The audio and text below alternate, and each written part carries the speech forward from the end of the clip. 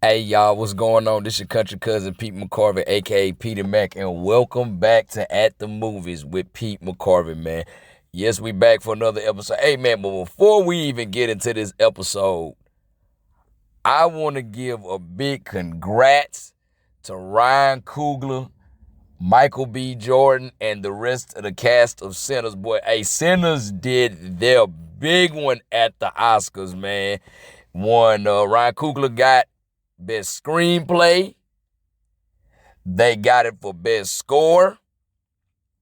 Also took home Best Cinematography, but the icing on the cake for me and for a lot of black people, especially us millennials who were preteens and teens in the early 2000s, our boy Michael B. Jordan walked away with the Best Actor as Smoke and Stack. Boy, I'm talking about, I'm not gonna lie to y'all. I didn't watch it because, I'm getting old. I'm almost 40, so I can't really sit through the Oscars and all that shit like that no more. So I fell asleep. But the first thing I did when I woke up, I saw everybody posting.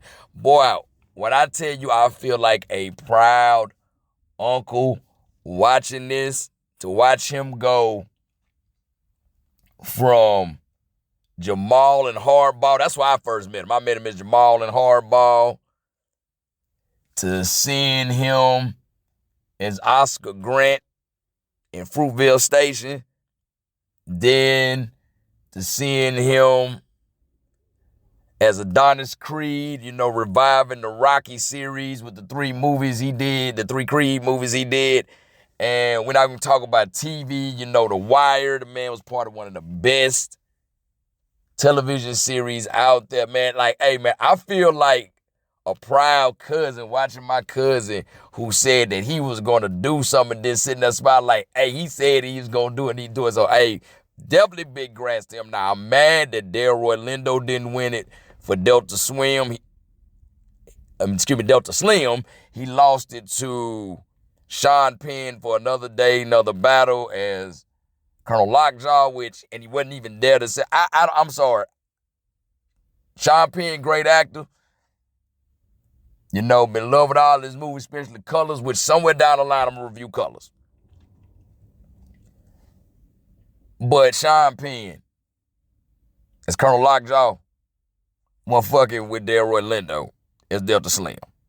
You know what I'm saying? So, big ups to Delroy Lindo for even getting nominated. It was a long time coming. He should have won it, man, but he still is one of our great actors in the black community. So, man, hey, we all know where that was supposed to go, man. But also, speaking of Michael B. Jordan, before I get into it, I'm really happy because I just found out that Michael B. Jordan is set to play in a movie that is released next year based on one of my favorite TV shows. Michael B. Jordan is set to be in the 2027 big screen reboot of Miami Vice. Oh, I'm happy for it. I'm happy for it. Let's go. They say the person who did Top Gun Maverick and F1 is going to do, so I know it's going to be visually awesome. The cinematography is going to be amazing. Of course, we all know he's playing Rico Tubbs. And who's going to play the Sonny Crockett to his Rico Tubbs is Austin Butler. Oh, man, I am looking forward to that 2027. I will be in the building because they're going to have to redeem themselves for what they did with the 2006 Miami Vice. Not saying that was a bad movie, but I went in thinking it was going to be like the 80s, not realizing that was Michael Mann making it like he makes his movies such as Heat, Collateral, and all that. Now, rumored to be the villain is Tom Cruise.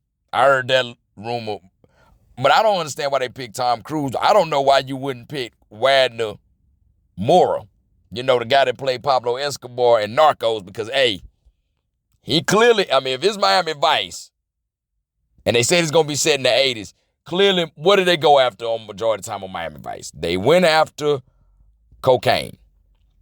So if you gonna do that, get somebody who's played somebody who's cocaine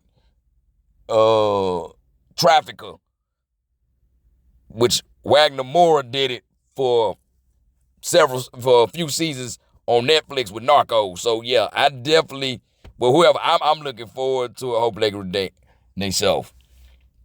You know, I got feedback from my first episode, man. I appreciate the love y'all got from my first episode that I did for Batman Returns.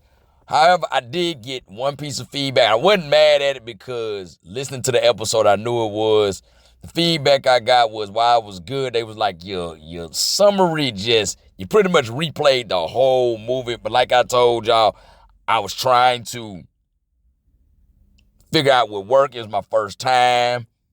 But they told me, they said, man, you kind of need to book report it, you know? And I was like, I wasn't mad when I was told that. I was like, that is something I was critical on. So I appreciate the people for the criticism regarding that. And hopefully this one, I can hit it on the head like y'all told me. So this week, as I told y'all, I decided to review Tyler Perry's Joe's College Road Trip. Joe's College Road Trip is a comedy, obviously, like directed and written by Tyler Perry. And it released on Netflix February 13, 2026. Everybody I know has been talking about it. Everybody been talking about how hilarious it is. I've just heard people say it's funny, it's funny, it's funny. I need me a good comedy. Every now and again, I would like to sit down and watch good comedy because it's not like the early 2000s, even the 2010s and the 90s where we had just great comedy all the time. People was going to the theaters and it was gut-busting laughs like every 2 minutes. We don't really have. So I was like, I give it a shot if it's a comedy. Now, the summary for this. So Brian Simmons, who y'all know if y'all watch all the Madea movies, that's Madea's nephew, Joe's son, played by Tyler Perry. He's worried that his son, BJ, played by Jermaine Harris, is not in touch with his blackness after he overhears him talking with two white classmates about why do they need HBCUs now, since, as BJ said, the struggle is over and he has the same rights and liberties on the same playing field as his white friends. And he also reveals to Brian that he would not be attending Morehouse, which is right there in Atlanta, because y'all know all the time Perry's shows and movies, majority take place in Atlanta. Instead, he said he decides to attend Pepperdine University in Malibu, California, and is going to road trip with those same two classmates. Brian is kind of distraught about this. He don't like this, so he goes to talk to Joe and Madea about what's going on. They tell him, well, you sheltered that boy. The boy don't know he black. He's soft and all this. So what Madea suggests is that Joe take BJ out to California, take that road trip out to California, teach him about his blackness and toughen him up. Now, Brian is reluctant due to how brash Joe can be, and then the way Joe raised him. Joe raised him like, them old school parents, if you hit me on this, you did this, but did you die though? But like, hold up, stick your hand in that sock, you get shocked. I bet you ain't gonna stick in that motherfucker no more. So Brian is worried about that. But he decides to go, he relents, he decides, all right, I think it's good. Now he goes running by BJ, and BJ is against it. But Brian lies and convinces him to go by telling him that Joe is dying, that it'll mean a lot to him. So with, excuse me, with BJ thinking that his grandfather is dying, he decides to go on the road trip. And they have a lot of hilarious odd couple moments, such as Joe taking him to a bar on Beer Street in Memphis to see his friend Geraldine, played by Millie Jackson. And he's getting him to eat fried chicken because BJ is a vegan. Then him saving BJ in a redneck bar in Mississippi. And Joe taking BJ to a brothel or a hoe house, a cat house, depending on where you're from, which is ran by Pearl, played by Miss Pat, where BJ meets his love interest, Destiny, played by Amber Raines, who is an intelligent young prostitute who has been trafficked by a Mexican gang. Now, the climax of the movie comes after a tense showdown between the Mexican gang and Joe and BJ and Destiny, in which Brian uses his resource to intervene with the police because he got tipped off, tracked them down into the desert in New Mexico, and he had the police with him. BJ, now with his newfound blackness, reveals to Brian that he's decided to attend Morehouse instead of Pepperdine. Brian offers to take BJ home, but he instead decides to take both Joe and Destiny to Vegas to party some more. That is the synopsis. So I think I did pretty good with that. Okay. Now I'm going to do my review of this movie. This movie was ghetto as hell. It absolutely was a ghetto mess, but you know something? It was hilarious. I can't remember the last time I laughed out loud at a movie quite a few times in one setting at different moments in the movie since I saw One of Them Days when it was released in theaters. Joe had me in tears. Oh my God. Joe was the stereotypical daddy to people who were Gen Xers. Like if you got your uncles, or in my case, because I got a couple of brothers in their 50s, your uncles, your cousins, your brothers and sisters who were born in the 70s and late 60s, that Gen X, like you hear the stories that they tell, oh my God. It was crazy. Like when Brian was having that flashback to when Brian was talking about how Joe raised him, he leaving him in the chimney stuck because he talking about Santa Claus get down there. When he tried to teach him to swim and he threw him in the creek with a bunch of alligators, or when he showed him a pregnant hooker that was in Joe's stable giving birth to teach him about sex. He was just stereotypical Gen X dad. And a lot of people like, oh my God, it is stereotypical, but that's part of us. And not just was society at the time, but that was part of the black culture. That was the era. So I ain't mad about that. They wouldn't shine away for it. So it was like the movie did not take itself serious. And that was the point that I loved about this movie. Now, a lot of people like, well, it reinforced a lot of stereotypes, especially about black masculinity, you know, about like the way Joe would be just calling women hoes and saying their place was in the kitchen and all that. And it did. It did. I'm not going to lie. It did. But what it also did, it showed that there is more to us than that. Like, you know, we all had our fathers. And the man was a drunk, maybe a cuss and all that.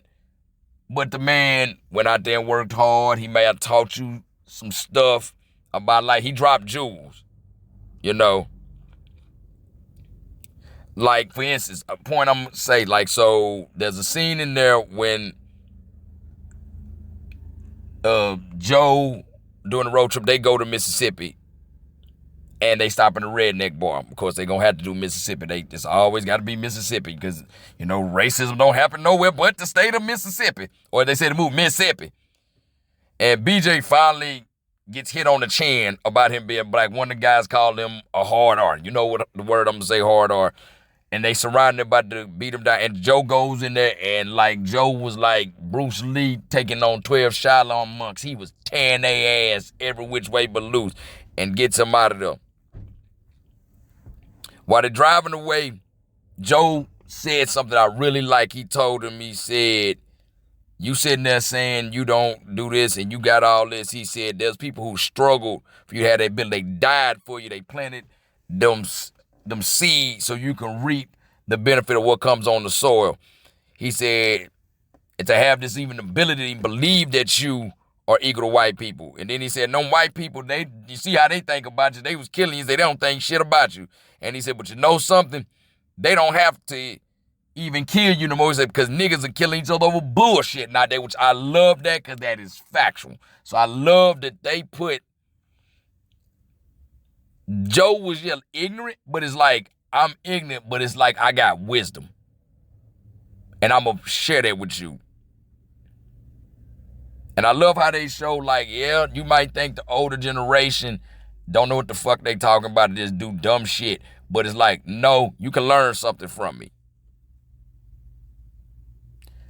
Like I said, and they also dropped I like how they was dropping other facts. Like I said, throughout this whole movie, Joe was taking BJ to places that were significant with black history and culture. For instance, like I said, he took him to Memphis to go to Beale Street, and he also took him to Lorraine Hotel in Memphis. You know, he took him to Money, Mississippi. If you know what you know about Money, Mississippi, that's where the whole debacle with Emmett Till went down. He took him to the Black Wall Street, which I just found out watching this movie, the area Black Wall Street was in was called the Greenwood District in Tulsa, Oklahoma. You know, he took him to a lot of places, and then they had something when BJ was talking about, they told him to turn off the GPS, and they was talking about the GPS, and BJ said, you know, a black woman invented that, and then Joe said, I know Gladys, and BJ was like, you know Gladys Mae West? So it was them dropping jewels while also making you laugh at ignorance, and I loved all of that. You know, it also used a trope that is very lighthearted, like with Destiny. Destiny used that old literary trope, the hooker with a heart of gold. That's when you get like a woman, she's like promiscuous, she loose, or she just might be straight up a prostitute, and she's intelligent and she drops jewels. Like for instance, she was the one who told BJ about all the places that Joe had took. So throughout the movie, Joe had a Polaroid camera and he would have BJ take pictures everywhere. Like had him take a picture in Money, Mississippi, had him take a picture in Birmingham, had him take a picture in front of Lorraine Hotel in Memphis, had him take a picture at Black Wall Street. I like how she was able to tell BJ, these are great places he took it, that she explained the significance to all of them. But what didn't make sense to me in that is if Joe is taking BJ to learn about himself as a black man, why did he not explain the significance of these places to him? That made no sense. You're just taking pictures and this boy don't know why you're taking pictures. You were supposed to explain the significance. I'm going to give you an example. Me and my dad went to the 16th Street Baptist Church when I was in junior high, off the spring break, when I had to take a trip to YGC. My dad took me there, and I knew why I was at the 16th Street Baptist Church. I already knew before my dad told me, because I'm a history buff, but he said, because I wasn't planning on going, he said, no, I'm going to take you by the 16th Street Baptist Church. But I already knew before he told me, and I could feel why I was there when he told me. You know, I felt the essence of those four little innocent girls who lost their lives over hatred. So that's something I didn't understand, why Joe didn't tell him about none of that. That didn't make any sense at all. So, like I said, my review, give it about a strong 6, soft 7. Something you can watch, because like I said, it's lighthearted and not too shallow, but it's not too deep either. Now, I'm going to get to my WTFs for this movie.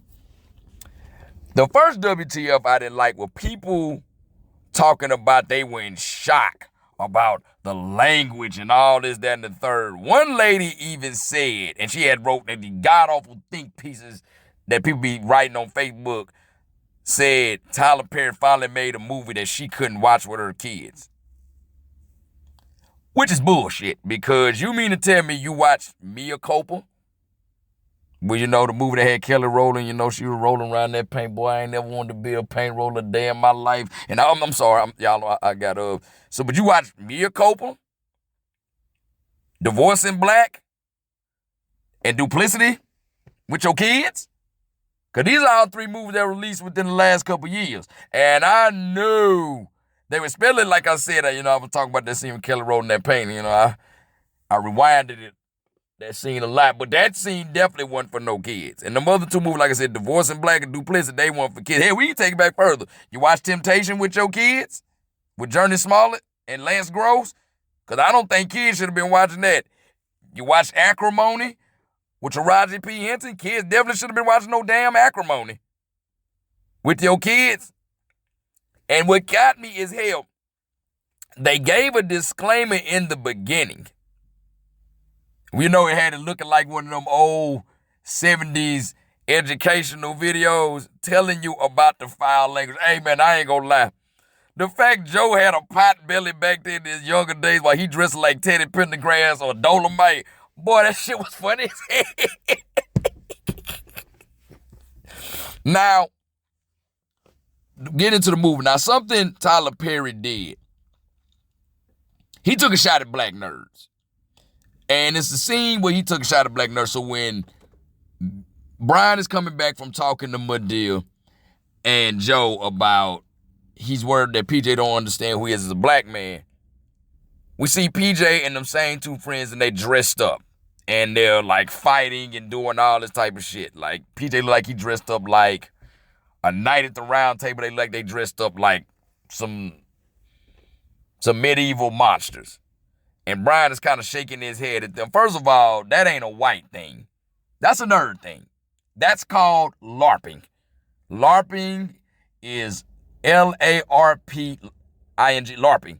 And LARP stands for live action role play. I know this because what I did in the Navy, you run into a lot of people who are fucking nerds. And matter of fact, people used to meet me like, damn, bro, you don't act like none of them. I'm like, bro, I cannot stand. So I learned that from them. And hell, one of my friends, he's a self-proclaimed black nerd, blurs, as black nerds call themselves. That is not some white people do. Hell, white people look at white people who do that weird. So that, he took a shot at black nerds, basically saying if you nerdy and you black, you're Oreo. And also for BJ to not know anything about his blackness or anything, you look at that boy head, that boy had some them waves were spinning, weren't they? BJ's waves were spinning. I find that hard to believe. And also, this is why I don't understand, like, the whole thing. They had to have him in the school and pass him because he was the only black, so affirmative action. Let me tell y'all something. That is Atlanta, Georgia. Atlanta, Georgia has a lot of black millionaires. Some of them are wealthy brothers and sisters who got class. Some of them just niggas who came into money. As a matter of fact, it's more niggas who came into money than brothers and sisters who got class that are millionaires in Atlanta. But knowing that, I know Atlanta has some black private schools. I know Atlanta got like they bouye, I know the masonry probably real good. They got the black fraternity sorority chapters there with the HBCU. They got the, Morehouse, Spelman, Clark, and Morris Brown that opened back up. I know they having debutante balls there. I know with the debutante ball, they got the Jack and Jill shit. Y'all need to look that up for children of black millionaires and all that. So I know they got all that. I know they got black private schools. So why was BJ not going to a black private school? That one, the math ain't mathing on that. Atlanta's too black for this boy not to know shit about black culture. Hell, even white kids. I know he gonna be listening to some rap with his wife. Hell, white kids be more on nigga shit than black kids. They love that shit more than we do. So that one didn't make sense to me. Now, on to them about to get ready to leave. So I'm watching it, and they were going over an overpass, and I noticed because I used to live in Atlanta. You know what I'm saying? Spend the majority of my time down there by Hank Aaron Stadium. I live by Hank Aaron Stadium, corner of Orman and Hank Aaron Dry, Summer Hill, my partner was having. When they're about to get ready to leave, Brian takes BJ over to Medea's house. Medea has mentioned in many of Tyler Perry's films and plays, she stay on the West End. Now, there's a scene where they show them driving. They clearly like they driving on overpass in like Midtown. I don't know if it was the 17th Street overpass or the 10th Street overpass, but it's overpass. I know where it's at because I've driven that plenty of times. If they leaving from the West End, why in the hell are they over there in Midtown? You do not have to do that. You leave the West End, you get on 20, you book 20 West, you out there, motherfucker. So that was, I know that's a double tip for me because I know a lot of y'all, but that's just me as somebody who live in Atlanta. When I see shit, I'm like, that ain't how that goes. So, and two, I don't care how old school somebody is. When Joe was talking about throwing out the GPS and they go do, boy, I don't care if somebody is old school as hell. We all using that GPS. I'm going to be honest, I ain't seen an old paper map in God knows how long. Also, with Joe talking about taking that big boy Buick, you ain't taking that shit over no smart electric car. I don't give a damn who you are. No, you're not. You're not. That was BS. That was BS. Now on to him getting on the road, and the first place they went is the Lorraine Motel, where they show Joe knowing the concierge there, and they get to stay the night in the room that Martin Luther King got killed in. You cannot do that. And I'm telling you, person, you can't do that. I've been to the Lorraine Motel where Martin Luther King was assassinated because it's now the National Civil Rights Museum. It's not even a functioning hotel. It is a museum.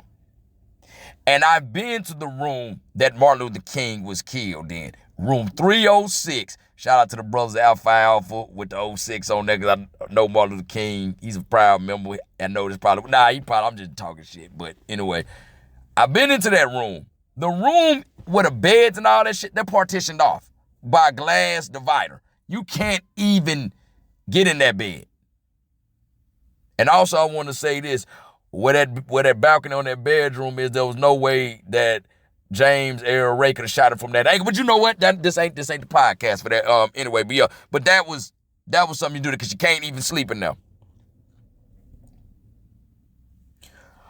Also, I want to know that this is just the ignorant nigga me. I know that woman that was getting her back broke at that dining room table in Pearl's Cat House. I think I done seen her in some nasty stuff before. I'm gonna have to go back and research, find out what her name was and research, cause I know I think I recognize that tattoo. I just need to find out who she is for research purposes. Yeah. Also, I want to say this. At the end of the movie, when Joe, Destiny, and BJ were cornered by the gang that was tracking Destiny, BJ and Joe had a gun apiece. It was 2 guns there. Them guys had 4. Now, that didn't make no sense. Them 4 guys sitting there shooting. Just shooting it out, and they got 2 more guns than what BJ and Joe had. Those dudes easily could have flanked the shit out of them. One shooter take one side, the other shooter take the other side, the other 2 shooters go over the top. Bang, bang, they kill everybody. So that was moved. I'm sitting there thinking, it's 4 of y'all, 2 of them, flank them, kill them. It's easy. You got my gun, out man. But that's what I'm saying. That was okay, that make no sense. And I want to say this, the last thing I want to say. Young men, don't you listen to this movie and try to turn no hoe into no housewife like BJ did with Destiny. Don't do it. I understand it's a movie, and she was a hooker with a heart of gold. The first part of that, she was a hooker. You know, don't be listening to that. But also, I say all that to say this. Where was them girls at, like Destiny when I was BJ age? Cause she an 18-year-old. You know, you like what she was doing when she was gave BJ his first bit of oil stimulation. You know, a special attention that Bernie Mac said, you know, they say about he got a special attention, you know. You know, they wasn't doing it like that. You know, she was like, she was like, put your fist in my head. She was like, put your hand in my head. Make a fist. And I'm like, what the, oh my God. Like, you know what? No, they wasn't doing that, man. But yeah, oh God, this movie here. Anyway, y'all, that's been my review on Joe's college road trip. Now, my favorite quote in this movie was when Joe had took BJ to the spot on Beard Street where he ran into Geraldine, like I said, played by Millie Jackson. He tried to give him some fried chicken. He's like, no, I'm a vegan and stuff like that. He's like, you don't eat no meat or nothing like that. He said, well, man, I see why you ain't never ate no girl, because he was talking about how punky she was being. He's like, eat a girl. He said, PJ was like, ain't that cannibalism? Joe said, no, that's kind of legal, nigga. I was laughing so hard. Oh, my God, yeah. But, yeah, man, that's been this review. Now, next movie review I'm going to do, with it being March Madness 2 weeks from now. I mean, it's March Madness now, but it's 2 weeks from now, we'll still be in March Madness going into the national championship. Hopefully, my Duke Blue Devils, who #1 in the nation, can get it done. I'm going to be reviewing the 1997 sports comedy, The Sixth Man, starring Marlon Wayans and Kadeem Hardison. And before I get out of here, speaking of March Madness, yesterday was the 60th anniversary of the Texas Western Miners defeating the Kentucky Wildcats 72-65 to win the 1966 NCAA men's basketball championship. This was significant because it marked the first time that an all-black squad, the Texas Western Miners, not only played in an NCAA title game, but they won it. So happy anniversary to the 1965-66 NCAA Division I men's college basketball champion, Texas Western Miners, man. And if y'all want to see that movie portrayed dramatically, go watch Glory Road, 2006 Glory Road, which was produced by Disney. You can find it on Disney+. You know what I'm saying? Until 2 weeks from now, y'all be cool, stay calm, get paid. Peace.